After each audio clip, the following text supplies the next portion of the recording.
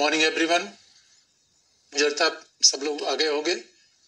बस हम फिर आपको दोहरा दें कि जो भी हम बता रहे हैं उसका पीडीएफ आपको जल्दी मिल जाएगा और पॉलिटी में थोड़ा अपडेट करना होता है, इसलिए कई बार थोड़े 1-2 दिन समय लग सकता है, लेकिन सारे आपको पीडीएफ मिल जाएंगे, उसके निश्चिंत रहो। फिर भी जो आपको हम बताएं वो अपनी कॉपी पे आप लिखो जरूर, क्योंकि देखो अपनी बात में लिखी गई चीज, जो अपने हाथ से लिखी गई चीज होती है वो हमेशा आपको ज्यादा याद रहेगी, वो कंफर्टेबल होगी, इसलिए अच्छे से लिखो, उसको एक नोट्स भी बना लो। और अब हम देखें कि कल वाली बात हम आगे बढ़ाएं, समानता का अधिकार। और ये भी आपको बता दें कि समानता के अधिकार में जो आर्टिकल 15 है उससे अगर आप देखोगे प्रीवियस ईयर में तो क्वेश्चन वगैरह बहुत कम आए हैं, 15 मतलब न के बराबर है, 14 से आते हैं। अगर प्रीवियस ईयर क्वेश्चन पेपर आप देखोगे तो सारे प्रश्न आपको 14, 19 और 32 से दिखेंगे, ये 3 आर्टिकल से 99% सवाल। तो फिर भी हम हर पार्ट को देखते हैं, हमारे लिए तो हर इंपॉर्टेंट है हर आर्टिकल। और ये आप देखोगे कि जहां समानता की बात करते हैं तो अनुच्छेद 16 में आएंगे। अब अनुच्छेद 16 में हमेशा आरक्षण का मामला है, और आरक्षण के मामले पे आप बच्चों बोलना मधुमक्खी के छत्ते में हाथ डालने जैसा है। तो आप जानते हो कि आरक्षण बिना विवाद का विषय है, इसलिए बड़ा इंटरेस्टिंग पार्ट आप देखोगे, आरक्षण के विवाद से अनुच्छेद 16 से सवाल लगभग नहीं आते। मेंस में तो कभी नहीं आता, पीटी में एक आध बार कभी पूछ लिया गया है।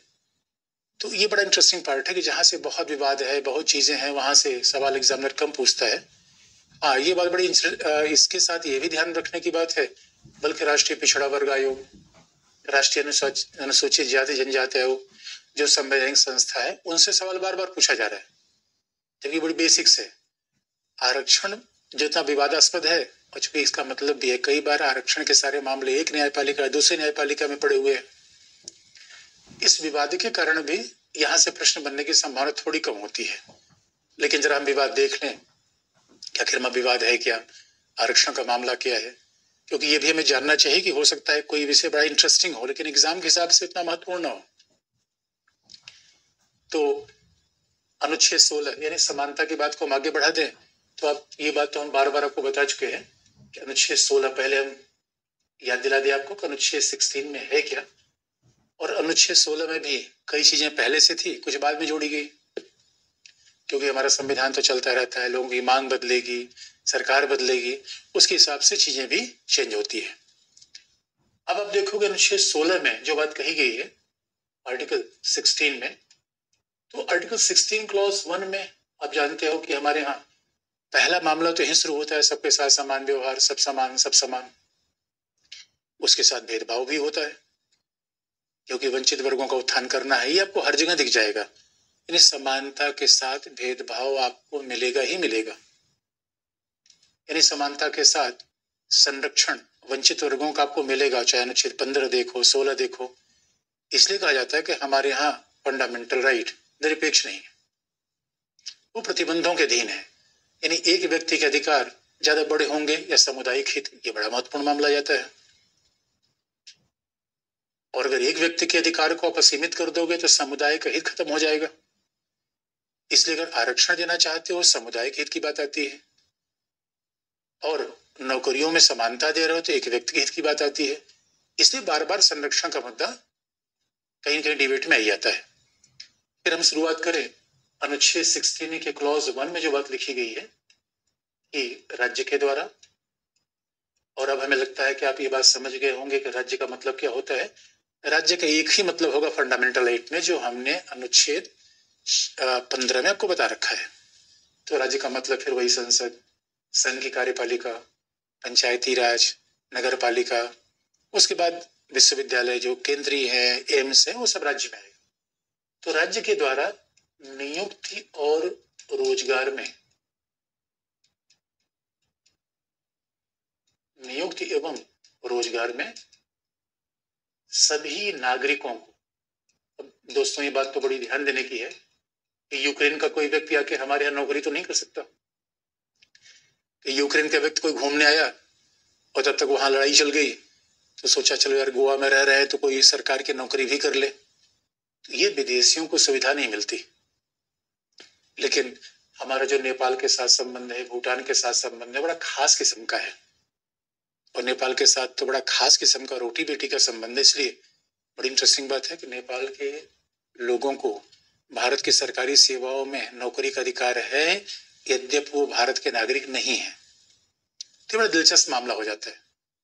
लेकिन संविधान के हिसाब से देखेंगे तो हमारे यहाँ सरकारी नौकरी के बाद जब आएगी तो केवल नागरिकों की बात आएगी। तो राज्य के द्वारा नियुक्ति और रोजगार में अपॉइंटमेंट और एम्प्लॉयमेंट। तो दोस्तों आपको याद दिला दें, नियुक्ति का मतलब है कि आपने नौकरी ज्वाइन कर लिया, अपॉइंटमेंट है। एम्प्लॉयमेंट का मतलब ज्वाइन करने के बाद जो फैसिलिटी आपको मिलेगी वो एम्प्लॉयमेंट है।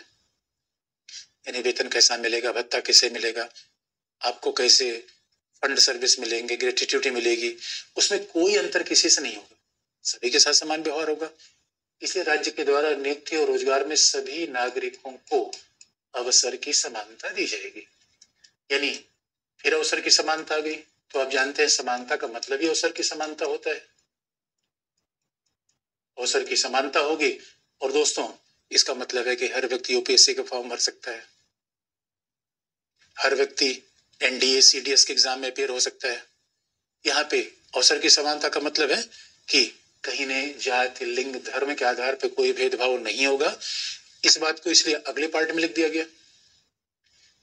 इसलिए इस बात को क्लॉज 2 आर्टिकल 16 में और आगे बढ़ा दिया गया कि भाई अवसर की समानता होगी। और हम बार बार आपको कहते हैं कि संविधान दोस्तों ये नहीं बताता कि हम सबको आईएएस बना देंगे, ना भाई, ये तो अपनी क्षमता की बात भी आएगी। लेकिन फॉर्म भरने से किसी को रोका नहीं जाएगा। कोई फॉर्म भरने से रुक जाएगा? फॉर्म सब भरें, एग्जाम सब दें, ये अवसर की समानता है। उसके बाद पास होना ना होना उसमें व्यक्ति की जिम्मेदारी तो बनेगी। अब दूसरी बात है, अनुच्छेद 16(2) में फिर इसी का विस्तार कर दिया गया। यहाँ पे ये संभावना भी हटा दी गई कि किसी तरीके की राज्य की सेवाओं में और राज्य के नियुक्ति रोजगार में कोई विषमता हो भी नहीं सकती, ये बात और लिख दी गई। जबकि कह दिया गया अवसर की समानता है, इसका मतलब विषमता नहीं होगी। संविधान निर्माता हर बात लिखना चाहते थे। इसका कारण यह भी था कि जिस समाज को संविधान दे रहे थे वहां संविधान की परंपरा बिल्कुल नई किस्म की थी। क्योंकि हमारे यहाँ तो पहले संविधान था ही नहीं, तो पहले परंपराएं थी, प्रथाएं थी, और वो सभी के लिए समान अवसर नहीं देती। इसलिए इतनी बारीक बातें वो लिख देते हैं। जबकि आप कहेंगे कि सर ये तो बताओ सभी को नागरिक अवसर की समानता होगी, तो फिर दूसरी बात लिखने क्या मतलब है? फिर उन्होंने लिखा कि इसलिए राज्य के द्वारा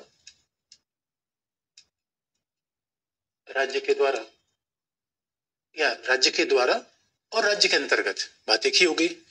इसका मतलब है राज्य के द्वारा अवसर की समानता दी जाएगी, राज्य की सेवाओं में अवसर की समानता दी जाएगी, दोनों चीजें शामिल है। इसका मतलब एक तो बात तय है कि प्राइवेट सेक्टर में, निजी क्षेत्रों में हमारा संविधान अवसर की समानता की बात नहीं करता। ये बात बड़ी इंटरेस्टिंग है। अब ये बात बड़ा दिलचस्प है कि देखिए संविधान के बनने में, जिसमें संविधान बन रहा था उसमें सारे सार्वजनिक क्षेत्र का सरकारी उद्यम थे। ये सार्वजनिक उद्यम सरकारी कंपनियां थी। लेकिन 1991 के बाद उदारीकरण आ गया, भूमंडलीकरण आ गया। अब तो दोस्तों आप देखो एयर इंडिया को भी टाटा ने खरीद लिया। तो आप जरा सोच के देखो, एयर इंडिया में कोई नौकरी करने जाएगा तो यहाँ ये प्रावधान तो लागू नहीं होगा। तो ये एक बड़ा चैलेंज है, जो विचार का विषय है।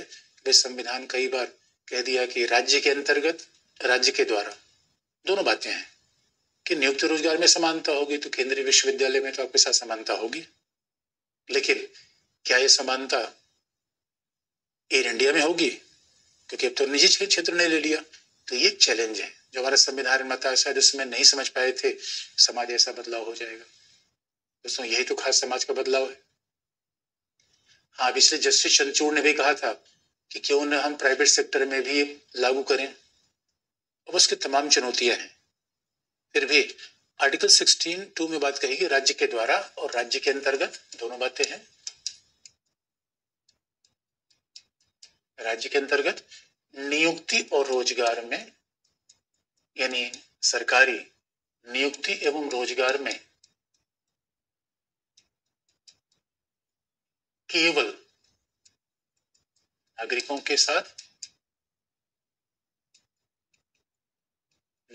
के साथ केवल धर्म, जाति, प्रजाति। दोस्तों, जब भी आप संविधान में अंतर करोगे तो धर्म, जाति, प्रजाति तो हर आर्टिकल में लिखा होगा। जहां जहां ऐसे शब्द आते हैं जहां भेदभाव को मना किया गया है, याद करने का सटीक तरीका है, ये तीन तो हर जगह आपको दिखेंगे, रिलीजन, कास्ट एंड रेस। उसके अलावा कुछ चौथा एलिमेंट अलग हो सकता है। तीन तो हर जगह दिखेंगे, ये तो अनुच्छेद 15 में भी थे। उसके बाद लिंग, जन्म स्थान, इतनी बात तो अनुच्छेद 15 में भी थी, इनके आधार पर भेदभाव नहीं होगा। लेकिन अनुच्छेद 16 में दो चीजें और जोड़ दी जा रही हैं, वो है रेजिडेंस, निवास, निवास और अवजनन या डिसेंट। ये दो चीजें और जोड़ दी गई आर्टिकल 17 में। डिसेंट या अवजनन के आधार पर या इनमें से किसी आधार पर कोई भेदभाव नहीं होगा।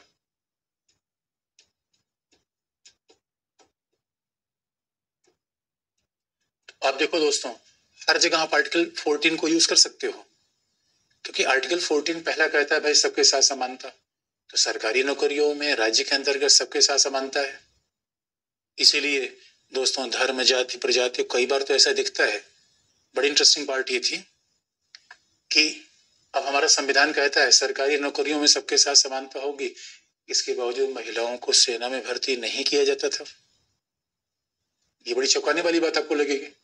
इसलिए कई बार लगता है समाज की परंपराएं हावी हो सकती हैं, और कई बार दोस्तों तो ऐसा हो सकता है कोई समुदाय बेचारा पढ़ा लिखा ही ना हो, संविधान तो कह रहा है भाई और सबके साथ समानता, सबके साथ समानता। इसलिए कई बार सामाजिक व्यवस्था भी इन बातों को व्यवहार में लाने से कई बार चैलेंज पैदा होता है। अब आप पूछेंगे सर ये बताओ, ये निवास तो समझ गए कि ठीक है हम कहाँ रह रहे हैं, निवास है, रेजिडेंस है। रेजिडेंस की बात की गई है, रेजिडेंस की बात की गई है, इसका मतलब है डोमिसाइल की बात नहीं है, यानी कहाँ परमानेंट रूप में आप रह रहे हो डोमिसाइल है। लेकिन रेजिडेंस हमारा 4 जगह हो सकता है, डोमिसाइल तो एक ही जगह होगा। डोमिसाइल का मतलब हमारा स्थायी निवास, और रेजिडेंस का मतलब है कि आज हम दिल्ली हैं तो कल बेंगलुरु हैं तो परसों मुंबई है, ये हमारी मर्जी है। और आजकल तो लोग विदेशों में भी जा रहे हैं। तो सवाल ये फिर अवजनन, डिसेंट। डिसेंट का मतलब होता है कि अब सवाल ये है कि कोई हमारे माता पिता कहां से हैं, हमारे वंशज। अवजनन को जो मामला होता है, डिसेंट का मामला है कि व्यक्ति की पहचान उनकी वंशज भी है कि भैया कोई, और हमारे यहाँ तो पुर्तगाली भी आ गए, अंग्रेज भी आ गए, तो क्या सरकारी सेवाओं में ये देखा जाएगा कि अमुक व्यक्ति का वंशज कौन है? तो उत्तर है नहीं। यानी हमारे यहाँ जो नागरिक है, तो राहुल गांधी अगर कल तो यूपीएससी फॉर्म भर नहीं सकते, एज खत्म हो गई, लेकिन राहुल भैया अगर यूपीएससी का फॉर्म देना चाहते तो ये नहीं पूछा जाता भैया उनकी माँ तो इटालियन है, ऐसा कैसे होगा? अदनान सामी भारत का नागरिक हो गए हैं, तो अदनान सामी का बच्चा अगर भारत में यूपीएससी एग्जाम देना चाहे तो ये नहीं पूछा जाएगा यार इनके पिता तो पाकिस्तानी मूल के थे, इनके दादा तो पाकिस्तान के थे। ये हमारे यहाँ फर्क नहीं पड़ता। इसलिए सोच के देखिए दोस्तों, संविधान निर्माता कितने सजग थे, व्यक्ति को कितना पहले रखते हैं, विवेक की बात करते हैं। यही तो कहा जाता है, इसलिए अनुच्छेद 14 को हर जगह दिखेगा सबके साथ समान व्यवहार। लेकिन फिर भेदभाव वाली बात आ जाएगी, क्योंकि अब सवाल ही अगर सबके साथ ऐसा समान व्यवहार करेंगे दोस्तों तो एक प्रॉब्लम आएगी, जो अंग्रेजी शासन के जाने के बाद थी भी। तो प्यारे बच्चों, जब अंग्रेजों ने भारत छोड़ा तो सब जगह एक जैसी थोड़ी थी। अरे जब अंग्रेजों ने भारत छोड़ा तो जो भारत में बड़े विश्वविद्यालय थे, वो था मद्रास में, कोलकाता में, मुंबई में, और यहाँ तक कि यूपी के एक शहर में, प्रयागराज में। तो अंग्रेजों ने जहाँ बड़ी बड़ी यूनिवर्सिटी बना रखी थी वहां के लोग पढ़ लिख गए, लेकिन बाकी पता चला कि छत्तीसगढ़ भी है, झारखंड भी है, तो वहां लोग पढ़े लिखे उतने नहीं थे। यानी बच्चों, ये भी तो ध्यान में रखने की आवश्यकता है कि हमने कह दिया कि भाई चलो ठीक है, सब नागरिक पूरे भारत में समान अवसर उनको मिल जाएंगे, लेकिन जो भारत अंग्रेजों ने हमें दिया था वो भारत बड़ा विषमता मूलक था। और इसलिए आप देखोगे वो ऐतिहासिक विषमता कई बार आज भी दिखती है बिहार में, उत्तर प्रदेश में, उड़ीसा में, क्योंकि विषमता ऐतिहासिक चली आ रही है। और कई बार तो राज्य के अंदर भी विषमता हो सकती है कि राज्य में कुछ भूभाग, कुछ ऐसी जगह लोग शहर में रहते हैं, पढ़ लिख गए, बाकी जनजातीय समुदाय के लोग पीछे छूट गए, क्षेत्र विशेष लोग पीछे छूट गए। और सवाल ये है कि भाई ठीक है, अवसर की समानता आप दे दोगे तो सभी की सामाजिक हैसियत एक जैसी तो नहीं थी। इसलिए अब देखोगे अगले ही कदम पर हमारा संविधान बस यही बात करता है। यही बात 14 में देखिए, 15 में देखिए, फिर 16 में भी देखेंगे। पहले पर यह समानता व्यक्ति का ही है, कोई भेदभाव नहीं, कोई नहीं, सब बराबर दोस्तों। दोनों को अगले क्षण में जाके अंतर हो जाता है, क्योंकि हमें ये विषमता को ध्यान में रखना था। विषमताएं कई प्रकार के संविधान में बता दी गए, और कई बार तो आजकल तो न्यायपालिका कह रही है भाई फिजिकल चैलेंज, ये भी एक विषमता है जो संविधान वाले शायद नहीं देख पाए थे। आजकल तो आप देखेंगे जो दिव्यांग है उनके लिए विशेष प्रावधान हो रहा है, लेकिन ये हमारे पहले ये नहीं माना जाता था कि शारीरिक अक्षमता भी बहुत बड़ा कारण होती है जो व्यक्ति को आगे बढ़ने में रोकती है। इसलिए समय के साथ चीजें बदलती आती हैं। और अभी आप देखोगे बड़ा विवाद आ रहा है, जस्टिस सौरभ कृपाल, अभी उनको न्यायाधीश बनाने की बात चल रही है, लेकिन कुछ लोग कह रहे हैं भाई जस्टिस सौरभ कृपाल जो हैं वो तो समलैंगिक संबंधों के समर्थक है, अब उनको कैसे राज्य के अंतर्गत ये पद दिया जाए। कई बार ऐसे विवाद आते रहते हैं। अब इंटरेस्टिंग पार्ट ये है, फिर भेदभाव देखो, हमारा संविधान हर जगह ये कहता है नहीं भाई भाई भेदभाव होगा। यद्यपि भेदभाव आप याद रखो, भेदभाव दो प्रकार का होता है। एक भेदभाव होता है कि लोगों का शोषण करना है, एक भेदभाव होता है कि लोगों को उठाना है। भारतीय संविधान भेदभाव करता है लोगों को मुख्य धारा में लाने के लिए, लोगों को उठाने के लिए, शोषण करने के लिए नहीं। अब इसलिए भेदभाव कहां शुरू हो गया? अब जैसे ही अनुच्छेद 16 के खंड 3 में आओगे वहां भेदभाव शुरू हो गया। यही तो है विधि का समान संरक्षण। इसे तो समझ के पढ़ो, जहां आरक्षण आएगा वहां समान संरक्षण हो जाएगा, जहां समान व्यवहार आ जाएगा विधि के समक्ष समानता। उसको उदाहरण भी देख लो कि जहां दिव्यांगों के लिए कोई विशेष प्रावधान हो, समान संरक्षण। जहां संरक्षण का मतलब राज्य का सकारात्मक का, तो वो हर आर्टिकल में दिखता है, इसलिए 14 मूल हो जाता है। 14 सारे बच्चे हैं, तो भाग 16 के खंड 3 में कह दिया गया कि राज्य के अंतर्गत नियुक्ति एवं रोजगार में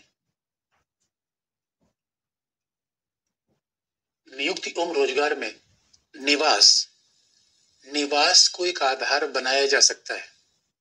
राज्य के अंतर्गत नियुक्त रोजगार में निवास, रेजिडेंस, आप देखोगे आर्टिकल 16 क्लॉज 2 में मना किया गया है। रेजिडेंस कैसे होगा? रेजिडेंस के आधार भेदभाव नहीं कर सकते। यहां भेदभाव शुरू हो गया। निवास के आधार पर सेवाओं के किन्हीं वर्गों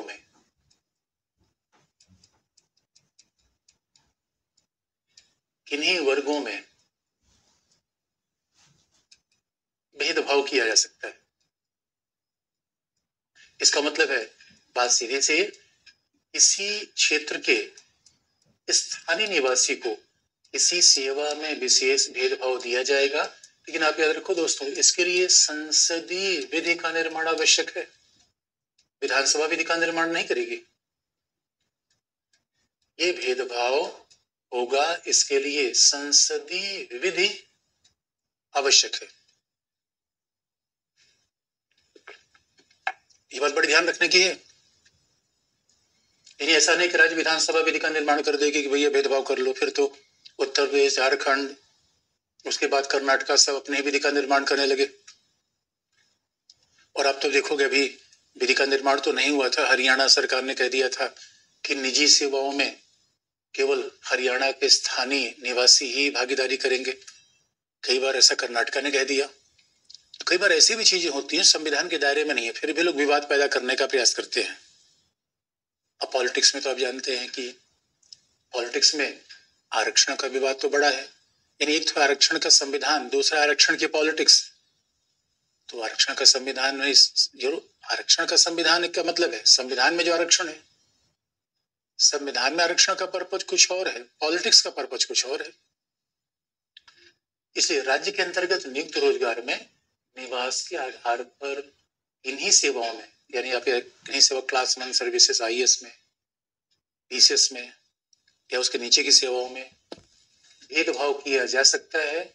यानी क्यों भेदभाव किया जाए? क्योंकि स्थानीय लोगों को हमें प्रेफरेंस देना है, स्थानीय लोगों को हमें प्रेफरेंस देना है इसलिए। लेकिन ध्यान में रखा गया कि इसलिए संसद विधि का निर्माण करेगी, नहीं तो क्या करेंगे, हर राज्य के लोग फिर तो ब्लॉक कर देंगे कि हमारे यहाँ दूसरे राज्य के निवासी सेवा में आए ही ना। जबकि हकीकत की बात है कि एक राज्य का निवासी दूसरे राज्य में सेवा करने जाता है तो इससे राष्ट्र की एकता अखंडता बढ़ती है, जो खासतौर पर सिविल सेवाओं में देखा जाता है कि कोई व्यक्ति कर्नाटका का है, वो सेवा कर रहा है उत्तर प्रदेश में, ये तो अच्छी बात है, राष्ट्रीय एकता बढ़ती है। लेकिन हमारे संविधान ये बात जानते थे कि क्षेत्रों के हितों को याद रखना है। और दोस्तों, कहानी तो यहां शुरू होती है। आपने कई बार देखा होगा कि महाराष्ट्र में शिवसेना पार्टी इसलिए बनी कि शिवसेना का नारा था लुंगी भगाओ पुंगी बजाओ। क्योंकि महाराष्ट्र में पहले क्या था कि सारे दक्षिण भारत के लोग लुंगी पहनते हैं, तो दक्षिण भारत के लोगों ने ज्यादातर वहां पे सेवाओं पर नियंत्रण कर रखा था। तो मराठी वासियों को लगा कि यार ये देखो, ये केरला से लोग, तमिलनाडु से लोग आकर यहाँ पे महाराष्ट्र में नौकरी करेंगे।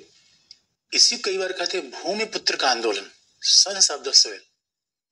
कई बार आप कहते नहीं कि भूमिपुत्र, इसी बात को लेकर एक शब्द खूब आता है भूमिपुत्र, यानी जहां हम पैदा हुए उस जमीन पर पहले हमारा अधिकार होना चाहिए।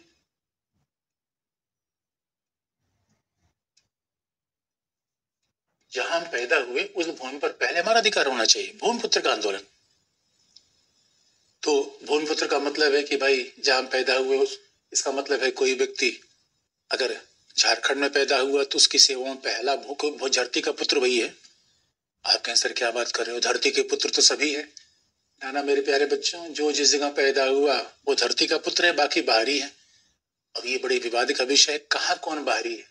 क्योंकि जब ये चर्चा होती है कि महाराष्ट्र में ये सब उत्तर प्रदेश के लोग बाहरी हैं, बिहार के लोग बाहरी हैं, तो कुछ लोग कहते हैं अरे भाई मुंबई में पहले मछुआरे रहते थे, जितने लोग आए सब बाहरी हैं। तो ये बड़ा विवाद चलता रहता है, कौन बाहरी है कौन अंदर ही है। लेकिन हमारा संविधान देता है, लेकिन हमारा संविधान ये नहीं कहता है भाई कि बाहरियों के साथ ऐसा भेदभाव करो। हाँ, जो स्थानीय निवासी उनको प्रेफरेंस दिया जा सकता है। कारण यह है कि भारत में क्षेत्रीय विषमता बहुत ज्यादा रही है और यहीं से भारत में क्षेत्रवाद भी उत्पन्न होता है। क्योंकि क्षेत्र विशेष की बात, अपनी भाषा का सम्मान, अपने कल्चर का सम्मान, ये हमेशा मांग आती है भारत में, इतना विविधतापूर्ण देश है। अभी मामला हो गया आर्टिकल 16 क्लॉज 3। लेकिन दोस्तों, जहां पर विवाद, जो विवाद का जड़ बना, वो है क्लॉज 4 ऑफ आर्टिकल 16। तमाम जहां आरक्षण की बात आ जाती है। अब अनुच्छेद 16 के जो क्लॉज 4 में जो बात कही गई, वहीं से बड़ा पूरा विवादों का पिटारा शुरू हो जाता है। और जरा हम देखेंगे कि ये विवादों का पिटारा क्यों आता है। उसके पहले हम संविधान थोड़ा देख लें कि आर्टिकल 16 क्लॉज 4 में क्या लिखा गया है। क्योंकि यहां लिखा गया कि राज्य द्वारा राज्य के अंतर्गत नियुक्ति और रोजगार में, फिर वही शब्द है, इसलिए ध्यान से पढ़ेंगे, नियुक्ति एवं रोजगार में, राज्य के द्वारा राज्य के अंतर्गत नियुक्ति रोजगार में नागरिकों के किन्हीं पिछड़े वर्गों,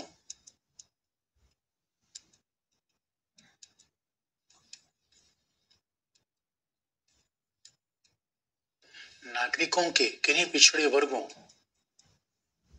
को,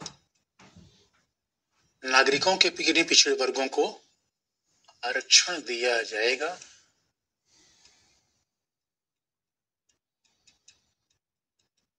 यदि सेवाओं में उनका प्रतिनिधित्व अपर्याप्त है।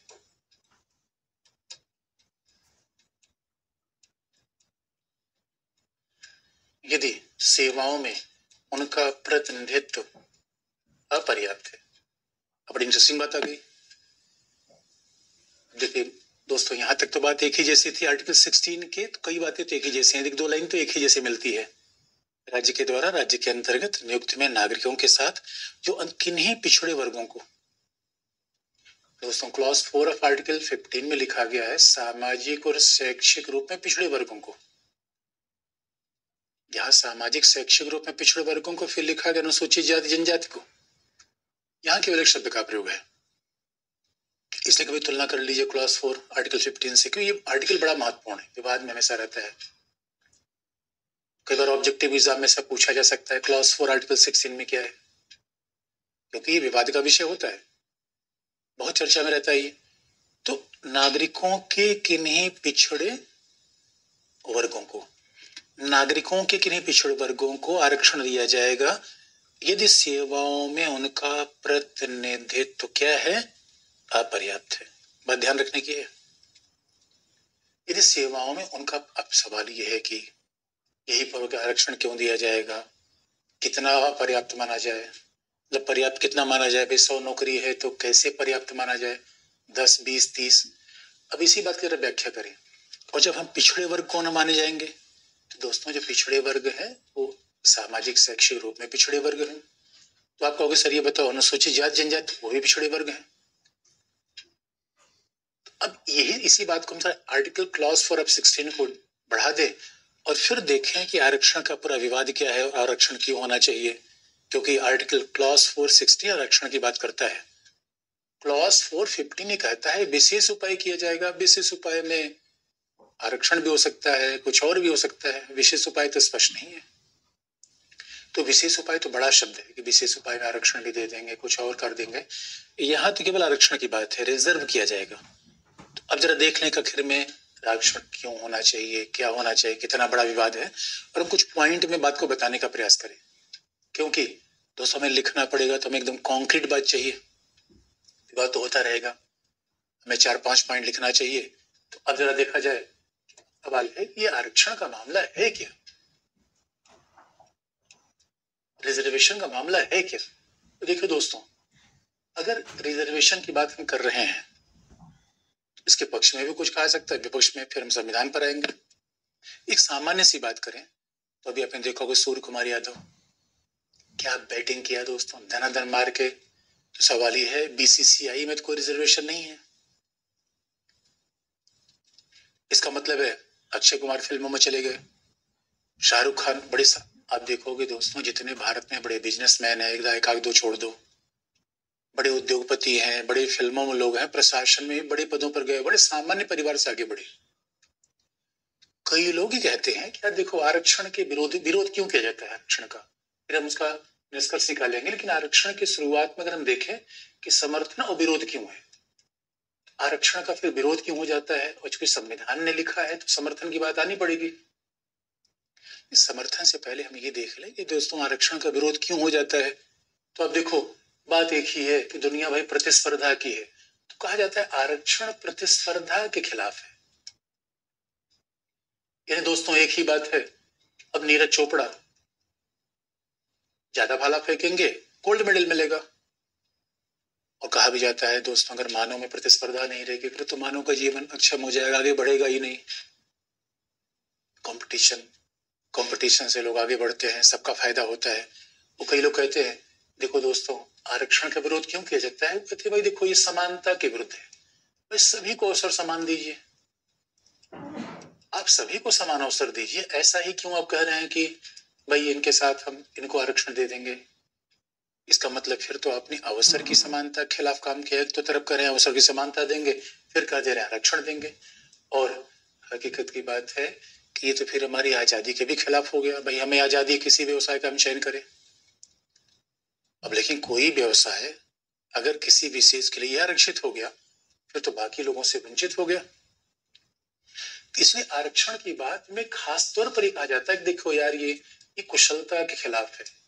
और अंततः अकुशलता के खिलाफ का मतलब है कि आरक्षण में कंपटीशन के बजाय, कुशलता के बजाय हम सेवा में जिन लोगों को शामिल कर रहे हैं वो परीक्षा, कुशलता, प्रतिस्पर्धा के बजाय हम कुछ और मानकों पर शामिल करेंगे। इन आधारों पर आरक्षण के विरोध हमेशा किए जाते रहे कि आजादी के खिलाफ है, ये कुशलता खिलाफ है, अवसर की समानता खिलाफ है। भाई हर व्यक्ति स्वाभाविक रूप में फ्री कॉम्पीट करे, एक दूसरे से आगे बढ़े, तो फिर वो ज्यादा ऊंचाई पर पहुंचेगा, समाज का ही भला होगा। कंपटीशन से, जब कंपटीशन रहेगा समाज का भला होगा। इसे कई बार आप देखोगे दोस्तों, प्राइवेट सेक्टर में काम करने वाले लोग ज्यादा आगे बढ़ जाते हैं, कंपटीशन चलता है। सरकारी सेवाओं में गए लोग, एक बार हो गया भाई चलो अब तो सरकारी सेवा एक बार मिल गई तो मिली गई, लेकिन आरक्षण का फिर समर्थन क्यों किया जाता है ये भी हम देखें। क्योंकि हमारे संविधान निर्माता इतने अतार्किक नहीं थे, यानी हमारे संविधान निर्माताओं ने हर चीज को बहुत तोल के रखा था। आजकल तो कई बार लोग ऐसे सवाल उठा देते हैं कि संविधान ऐसा है, संविधान विदेशी है। सब दोस्तों अगर संविधान को ध्यान से पढ़ो तो हर चीज की जो आज आलोचना हो रही है वो संविधान सभा में सब उसकी बहस मिलती है। अब भाई आज भारत में आजादी है तो कई बार लोग इस सवाल उठा देते हैं, लेकिन संविधान में बड़ी इंटरेस्टिंग बात कही है, डॉक्टर अम्बेडकर ने आरक्षण का बड़ा जोरदार समर्थन किया। मामला दोस्तों आप याद रखो, आरक्षण का नहीं है, पहला है मामला, क्योंकि ये बात हमें ध्यान में रखना है कि भारत में लोकतंत्र है, नंबर 1 लोकतंत्र है। तो हमारे राजा का शासन तो है नहीं, संविधान ही कहता है लोकतंत्र है। अब संविधान कहता है लोकतंत्र में है तो एक बात याद रखो दोस्तों, संसाधनों में सबकी भागीदारी होनी चाहिए। अब कई बार हमें कहते हैं भाई आरक्षण का विरोध करेंगे क्योंकि आरक्षण तो विषमता पैदा करता है, तो स्वाभाविक रूप में फिर हमें इस बात का भी विरोध करना चाहिए कि गांव में किसी एक ही व्यक्ति के पास सारी जमीन क्यों है, ये भी तो विषमता है। और हमारे यहाँ दुर्भाग्य की बात यह है कि किसी को, अब कोई कह रहा है भाई जन्म के आधार पर ही मैं सर्वोच्च है, तो ये भी तो अपने आप में अतार्किक बात है। कोई प्रतिष्ठा जो इसने कोई कर्म किया, कर्मशील बना, उसके आधार पर सर्वोच्चता मान सकते हैं, जन्म के आधार पर किसी को सर्वोच्च मान ले दोस्तों। इसलिए बच्चों ये बात याद रखो, लोकतंत्र का मतलब क्या है, जितना जिसकी संख्या होगी उसकी उतनी भागीदारी हमें देना पड़ेगा, यही तो लोकतंत्र है। अब भागीदारी कैसे देना पड़ेगा, स्थापित करके। और समानता का मतलब क्या है, संसाधनों का वितरण। अब संसाधन क्या है, अब संसाधन क्या है, ये जल जंगल जमीन है, और सेवाएं भी तो नए संसाधन के अवसर है। इसलिए अगर किसी व्यक्ति को हमने कह दिया भैया आपको हमने 10 हेक्टेयर जमीन दे दिया, और हमने कहा ना भाई 10 हेक्टेयर जमीन लोगे तो IAS अधिकारी बनोगे, तो आप हो गए अरे सर IAS अधिकारी बनूंगा, क्योंकि अधिकारी बनने के बाद तो 10-20 हेक्टेयर जमीन वैसे खरीद लूंगा। इसलिए मामला आरक्षण का नहीं है, मामला संसाधनों के वितरण का है। दोस्तों आप याद रखो, गांव में 50 लोग हैं, सारे संसाधन 5 लोगों के हाथ में सीमित है, ये तो वैसे ही समानता खिलाफत है जो हमारे संविधान का बिल्कुल फंडामेंटल पॉइंट है। इसीलिए अब संसाधनों का वितरण कैसे किया जाए, तो स्वाभाविक रूप में कैसे किया जाए, तो रोजगार में, सेवाओं में सभी को समान अवसर दिया जाए, भूमि का वितरण सभी के लिए किया जाए, और फिर जितने भी राज्य के द्वारा चाहे वो ठेके हो, लाइसेंस हो, लीज हो, ये भी तो सबके लिए समान अवसर, ये भी संसाधन है। ठेकेदारी से भी लोग पैसा कमा रहे हैं, लाइसेंस और कोयले खान लीज से भी, तो रोजगार में, भूमि में, और समाज के अन्य संसाधन जैसे लाइसेंस यानी कोटे, इनमें भी सबको समान अवसर दिया जाए, यही तो संसाधनों का वितरण है। इसलिए मामला आरक्षण का नहीं है, मामला न्याय का है। मामला आरक्षण का नहीं है, मामला समानता का है। और इसलिए दोस्तों जब हम बात कहते हैं कि भाई सबको प्रतिस्पर्धा खिलाफ है, समानता खिलाफ है, तो हकीकत की बात है कि दोस्तों जब व्यक्ति पैदा होता है तो प्रतिस्पर्धा के साथ पैदा नहीं होता, तो उसकी आवश्यकताएं ज्यादा होती है। व्यक्ति बूढ़ा हो जाता है तो प्रतिस्पर्धा उसमें नहीं रहती, उसकी आवश्यकताएं ज्यादा होती है। प्यारे बच्चों, हम समाज को जंगल के नियमों के आधार पे नहीं चला सकते। देखो जंगल का नियम अलग होता है, जो शक्तिशाली होता है वही शासन करेगा। तो शेर जब बूढ़ा हो जाता है तो मार के बाकी जवान शेर उसे खदेड़ देते हैं। परिवार में ऐसा नहीं होता, परिवार में तो बूढ़ों का बड़ा सम्मान है।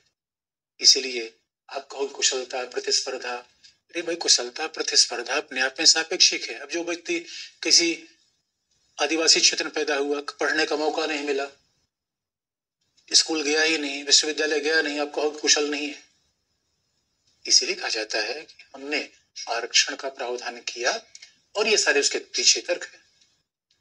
लेकिन अब संविधान की बात पर आ जाए, क्लॉज 4 ऑफ आर्टिकल 16 पर आ जाए, तो यदि कोई आपसे पूछे भाई आरक्षण के तर्क क्या है, विपक्ष में क्या है, तो 3-4 पॉइंट आपके पास होने चाहिए।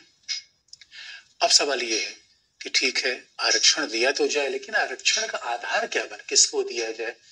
और दोस्तों यही विवाद होता है।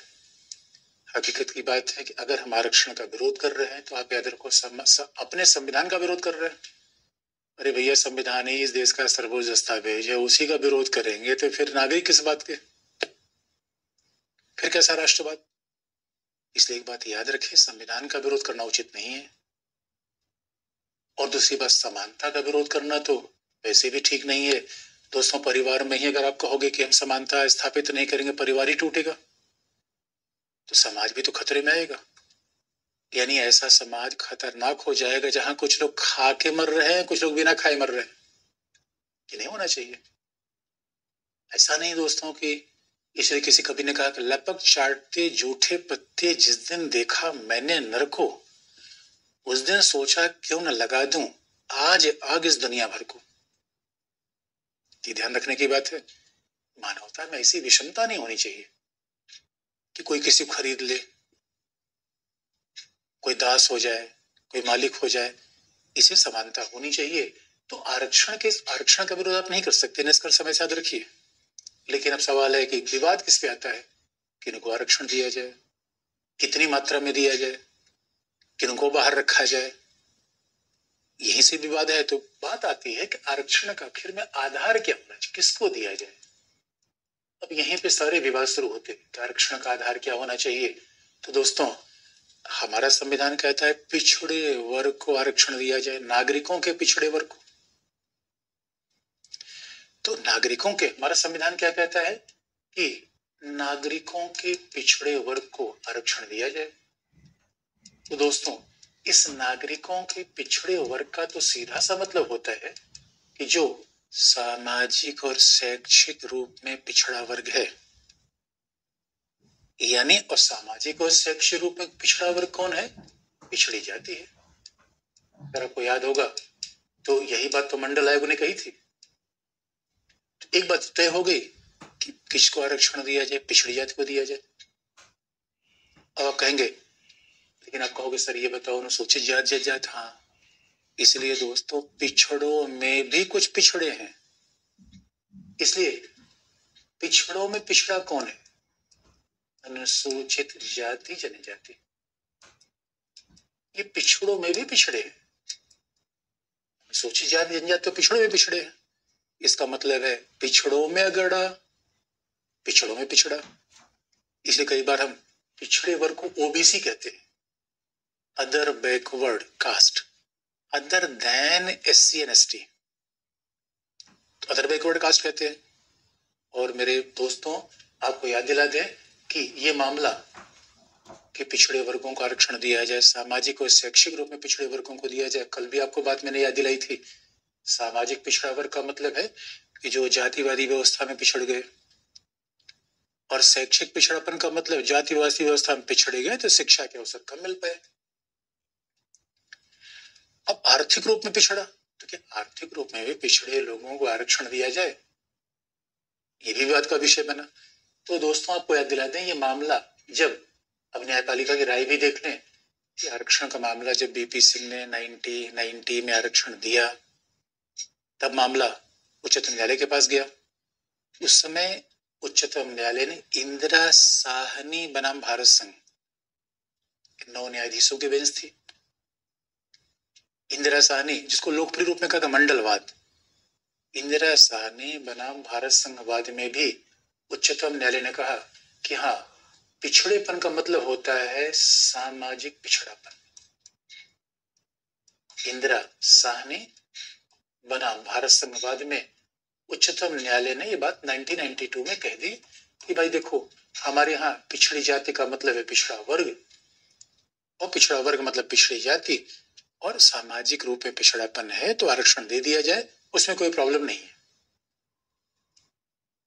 लेकिन अब आरक्षण पिछड़ी जातियों को दिया जाए तो उसमें उच्चतम न्यायालय ने थोड़ा पेंच भी लगा दिया।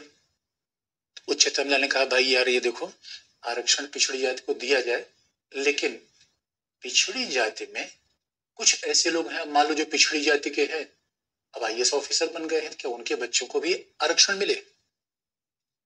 वह तो पिछड़ी जाति में, लेकिन कर्नल हो गए, जनरल हो गए, सेना में चले गए। है तो पिछड़ी जाति के, लेकिन उनका जो सालाना टर्नओवर है वो 50 करोड़ रुपए है, 20 लाख है। कि ऐसे भी लोगों को ये मान लिया जाए कि वो अभी भी पिछड़े हैं? तो उच्चतम न्यायालय ने कहा भाई नहीं, देखो ये मामला ठीक नहीं है। इसका मतलब पिछड़ों में कुछ पिछड़े हैं, अनुसूचित जाति जनजाति है, पिछड़ों में कुछ अगड़े हैं, वो क्रीमी लेयर है। तो बच्चों, क्रीमी लेयर का विचार संविधान में नहीं लिखा गया है। क्रीमी लेयर का विचार उच्चतम न्यायालय ने इंदिरा साहनीवाद में दिया। इंदिरा साहनीवाद में क्रीमी लेयर का विचार दिया। और बात ध्यान रखने की है, क्रीमी लेयर का मतलब है पिछड़ों में अगड़े। और ये भी बच्चों याद दिला दें, अनुसूचित जाति जनजाति के लिए कोई क्रीमी लेयर का विचार लागू नहीं होता। इसका मतलब है अनुसूचित जाति जनजाति में जो है उसको सबको आरक्षण मिलेगा, पिछड़ी जाति में सभी पिछड़े वर्ग में शामिल नहीं है। इसका मतलब है जो अधिकारी बन गए, जिनके पास पैसा ज्यादा आ गया, उनका आर्थिक उत्थान हो गया, आर्थिक उत्थान हो गया तो वो पिछड़े वर्ग में शामिल है, वो पिछड़ी जाति में शामिल है, कि पिछड़े वर्ग में शामिल नहीं रहे, इसका मतलब अगड़े वर्ग में हो गए। क्रीमी लेयर का मतलब है जनरल क्लास, आरक्षण नहीं मिलेगा इनको। तो अभी तक तो आधार ये था और इसी बात को स्वीकार कर लिया गया और इंदिरा साहनी केस आ गया, मामला सेटल हो गया। लेकिन अभी आपने देखा होगा एक और आधार आ गया, आधार एक और आ गया, और 103वें संविधान संशोधन से बात यहां पर आ गई। 103वें संविधान संशोधन से कहा गया कि ना भाई,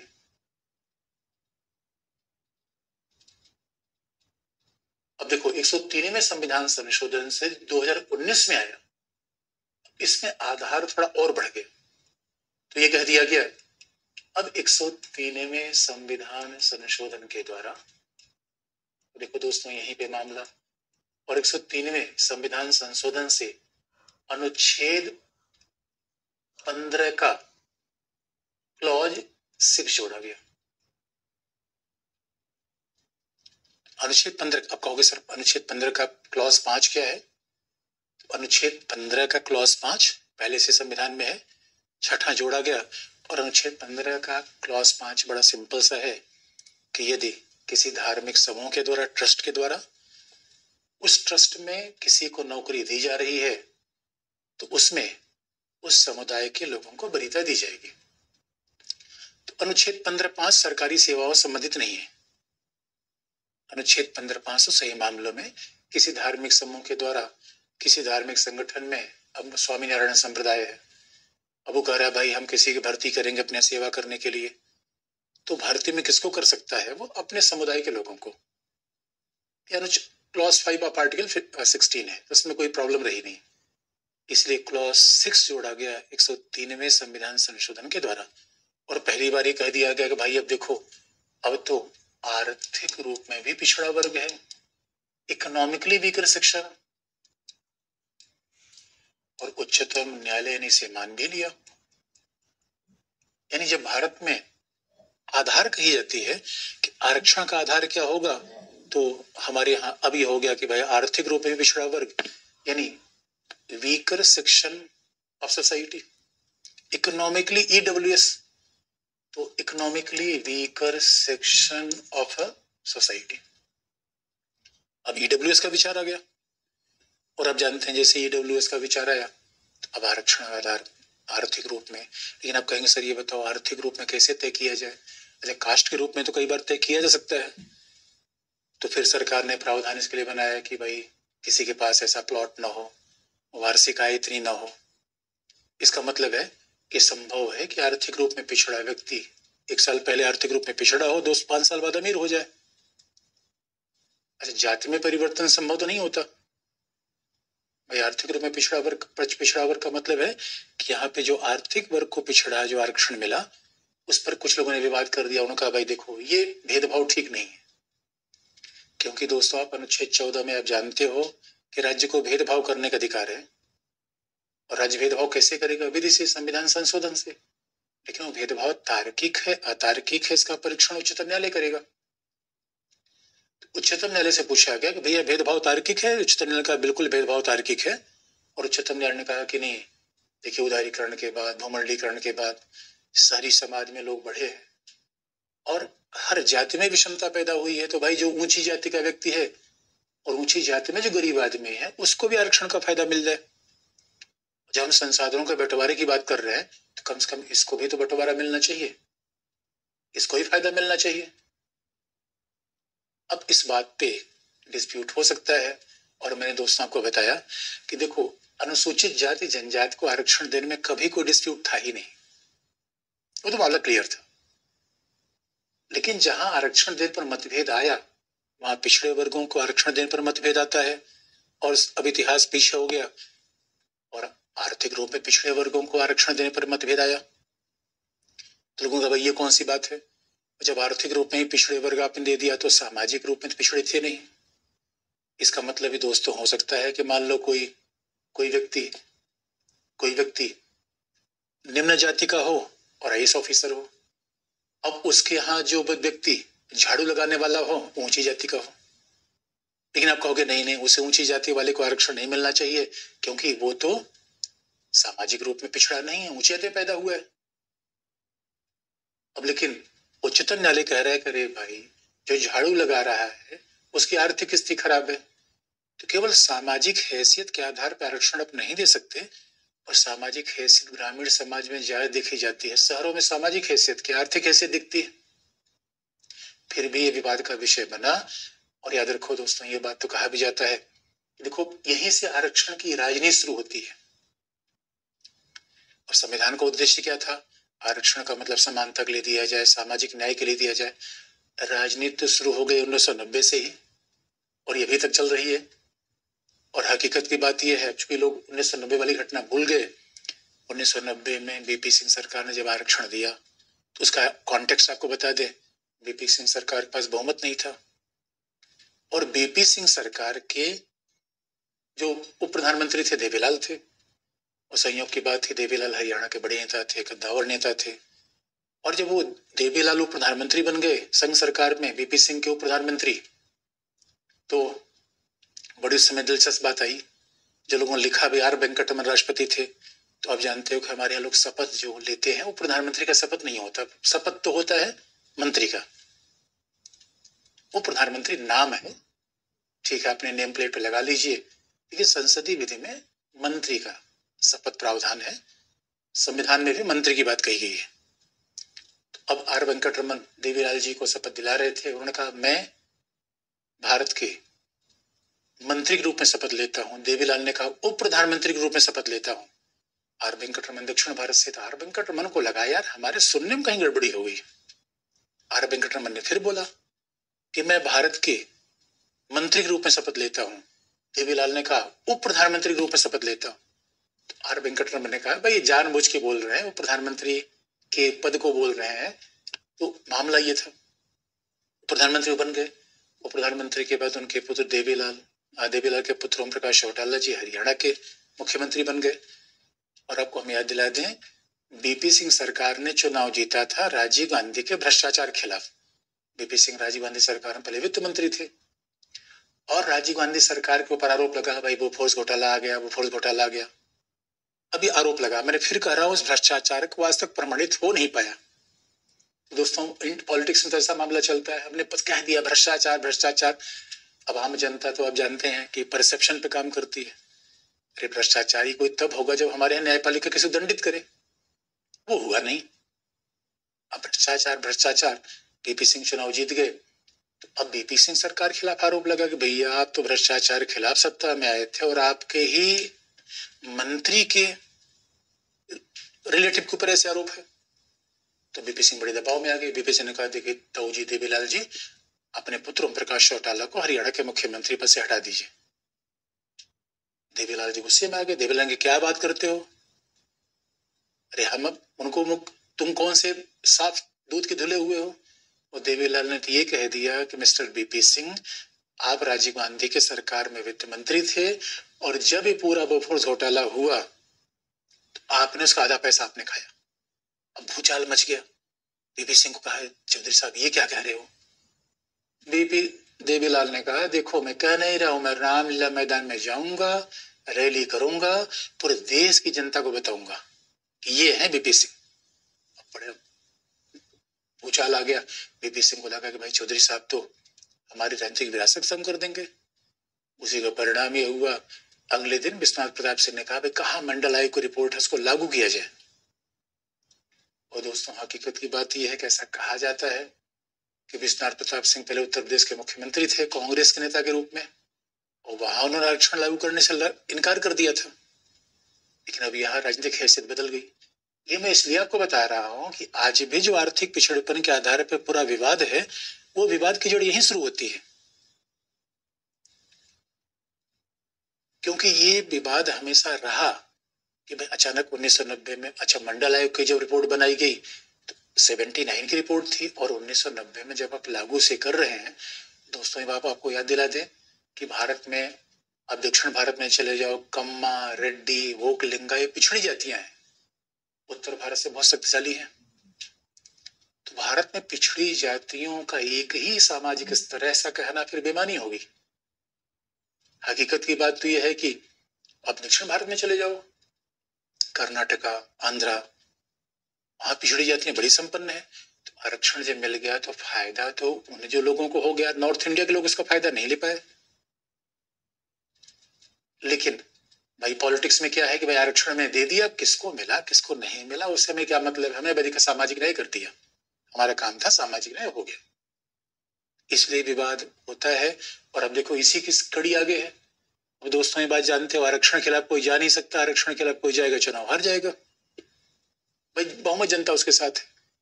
अब बीजेपी सरकार ने कहा, रे भाई सबको आरक्षण मिले गया तो आर्थिक रूप में पिछड़े लोग हैं, इनको भी आरक्षण दे दो, ऊंची जाति भी खुश हो जाएगी।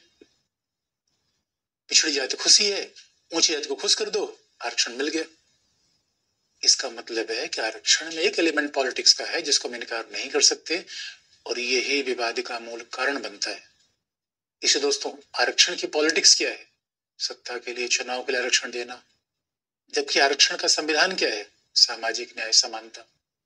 अब यही दोनों क्लैश कर जाता है, क्लैश करता है, बार बार क्लैश करता है, और विवाद उत्पन्न होते हैं। लेकिन विवाद को आगे बढ़ाते समय जरा हम ये देखें कि एक तो तय हो गया कि आरक्षण का आधार क्या होगा, और हर में विवाद है, इस बात से हम इनकार नहीं कर सकते। अब सवाल है कि आरक्षण की सीमा कितनी होगी, कितनी अधिकतम सीमा होगी? 10%, 20%, 40%, कितना दिया जाए? दूसरा विवाद जरा देखिए। अब दूसरा विवाद देखें, आरक्षण की सीमा क्या होगी?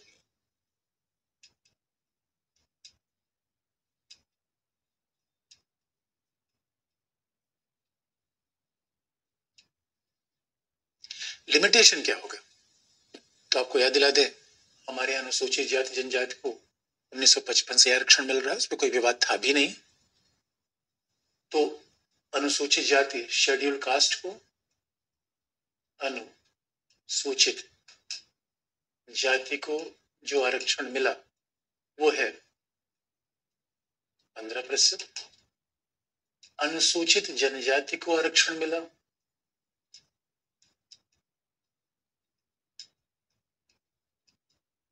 7.5%, और कहा जाता है कि अनुसूचित जाति जनजाति को आरक्षण उनकी संख्या के अनुपात में मिला। तो जब हम कहते हैं कि सेवाओं में अपर्याप्त प्रतिनिधित्व, इसका मतलब क्या माना जाए? भाई जो जिसकी समाज में जैसी संख्या उतना आरक्षण दे दिया जाए, ये अपर्याप्त प्रतिनिधित्व का मतलब है। फिर तो कहा जाता है पिछड़े वर्गों की संख्या लगभग 50% ज्यादा है, तो पिछड़े वर्गों को 50% आरक्षण दे दीजिए, और 22.5 ये हो गया। तो भारत में पहले से ही 22.5% आरक्षण तो पहले से ही था, लेकिन 1990 में ये फिर बढ़ गया। इसमें 22.5% में 27% आरक्षण पिछड़े वर्गों के लिए मिल गया। अब आरक्षण की संख्या हो गई 49%। 1990 में आरक्षण की संख्या बढ़कर हो गई 49% संघ सरकार की सेवाओं में, अखिल भारतीय सेवाओं में, केंद्रीय सेवाओं में।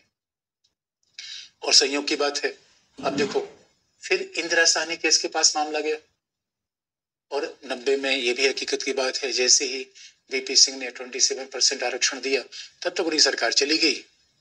उसके बाद जब नरसिंह राव कांग्रेस के व्यक्ति आए तो संयोग की बात है कि नरसिंह राव ने भी आर्थिक रूप में पिछड़े लोगों को 10% आरक्षण दे दिया था, लेकिन संविधान में कोई बदलाव नहीं किया था। अभी सरकार ने क्या किया, संविधान के द्वारा ही 10% आरक्षण दे दिया। नरसिंह राव सरकार ने वैसे घोषणा कर दी भाई चलो आर्थिक रूप में 10% आरक्षण पिछड़े वर्गों को होगा, लेकिन यही मामला फिर इंदिरा साहनी केस में सुना गया। इंदिरा साहनी वही केस जो अभी हमने आपको बता दिया था, क्योंकि जब न्यायालय किसी मामले को सुनता है तो एक ही मामले में तमाम तरीके हल करता है। तो फिर जब ये मामला इंदिरा साहनी केस में गया तो इंदिरा साहनी केस में उच्चतम न्यायालय ने कहा,